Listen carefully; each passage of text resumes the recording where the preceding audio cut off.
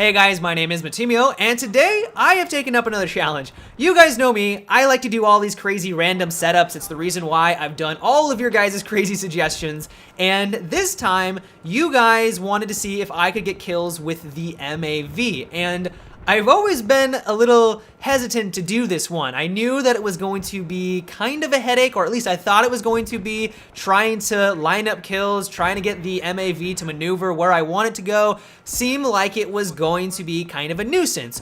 But in all honesty, I'm very glad that I did this because I had an absolute blast. I mean, sure, there were some frustrating moments, but overall, the satisfaction of figuring out how to get this thing to work and then kind of working through everything and then finally getting kills was extremely enjoyable and just amazing. So the first thing that I had to overcome was that the MAV itself functions differently depending on what map you're playing on.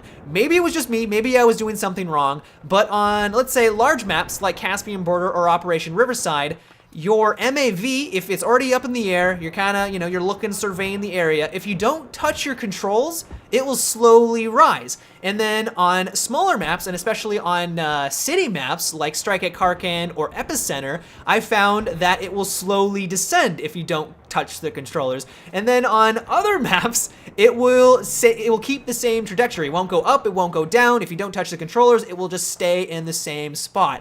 And so when I would actually try to get kills with this, depending on the map I was playing on, I had to vary up my playstyle. And maybe it's just because my descend key is in a really awkward position, but I didn't really have a whole lot of luck on the larger maps like Caspian Border. I just could not get the hang of things. But on small city maps like Epicenter, I got a lot of kills on Epicenter. I was just nailing people left and right. And I think the reason why that was because I could see a sniper off in the distance. I could kind of line up my shot or line up my trajectory and then fly towards them and let the MAV slowly descend to the ground. And as I get closer, kind of correct with my mouse button to rise up in the air and then ram right into them. And at least for me, that seemed to be the easiest way to handle this. Now, the other thing that I had to figure out was, where do I aim? Do I try to go for a headshot? Do I try to ram them in the chest? Do I go for take out their legs? Kind of, a little swift kick to their kneecap? Where do I aim? And as you guys can imagine, this kind of took some trial and error. But eventually, I figured out that what worked best for me was to go for a chest shot.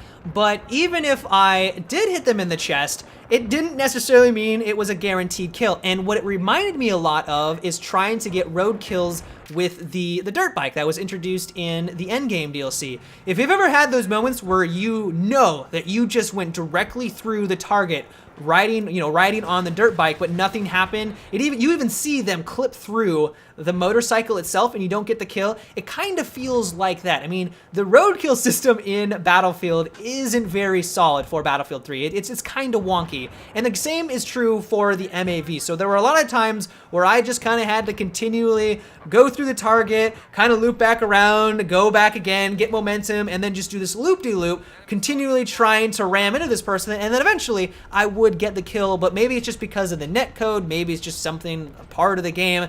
It's definitely not a guarantee if you hit them directly in the chest. Another thing that I quickly learned is that you need a lot of speed. You need to be going at full speed ahead if you want to get anything here. It's not necessarily a hard aspect of it, but if you are above someone and you just like slowly descend and you poke them in the chin or you poke them in the chest, it's not going to do a whole lot. But overall, this was a lot of fun. It wasn't easy. There was a lot of trial and error. It took me a long time to even garner this footage, but in the end, I thought it was worth it. I had an absolute blast, and I'm very glad that I took up this challenge. But yeah, guys, that is about it for today's video. I hope you enjoyed. If you have a setup that you would like me to try next, let me know down below in the comment section, and also make sure to thumbs up the one you would also like me to try. But until tomorrow, guys, have a good one, and take it easy.